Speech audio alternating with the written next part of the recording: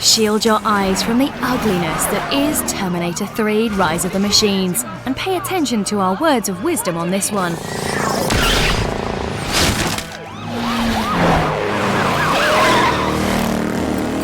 After the mediocrity that was Enter the Matrix, Atari seemed to be gaining a reputation for signing up quality film licenses only to make a complete mess of potentially brilliant material.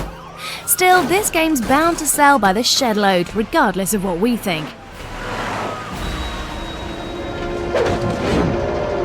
Locations from the film are craftily mixed with new areas, so as to give the impression you're seeing exclusive footage or fleshed out parts of the original story.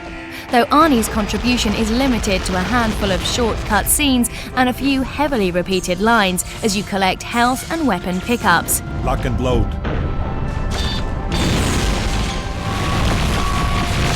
Missions are pretty straightforward. Clearing a level of every Skynet Terminator, turret or vehicle is pretty much all there is to it, with the occasional manning of mounted guns to protect the weaker human TechCon special forces.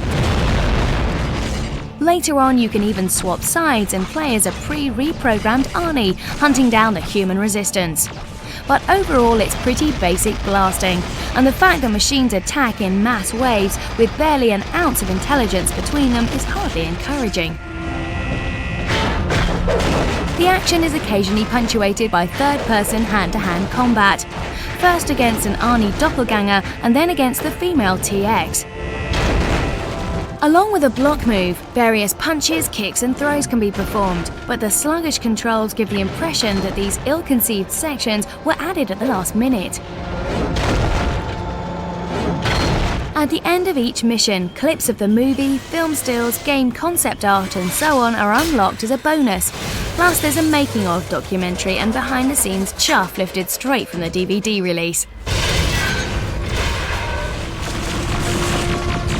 But the biggest letdown concerns the graphics, a bland and somewhat blurry collection of environments populated with a plodding army of awkwardly animated Terminators. It's hardly acceptable when you're messing with a movie franchise of this caliber.